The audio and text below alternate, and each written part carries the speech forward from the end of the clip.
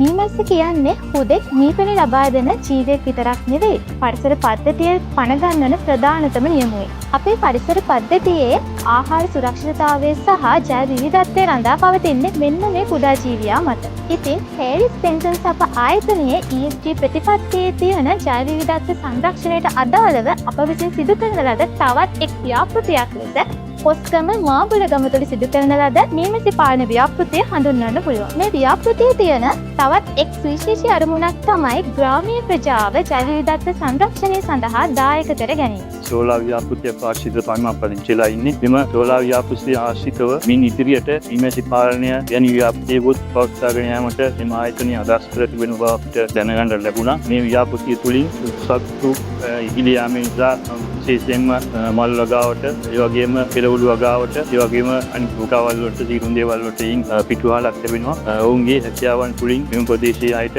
එම ව්‍යාපෘතිය හඳුන්වා දීලා ප්‍රදේශයේ අයගේ ආදායම වැඩි කර ගැනීමටත් එයින් හැකියාවක් ලැබෙනවා. එම නිසා එම කටයුතු කරගෙන යාමට හේරිස් පෙන්ෂන්ස් ආයතනයට සත්‍ය ධෛර්යව ඉතාමත් ඉහළින් ලැබෙන්නයි මේ අවස්ථාවේදී මා විශේෂයෙන් ප්‍රාර්ථනා කර සිටිනවා.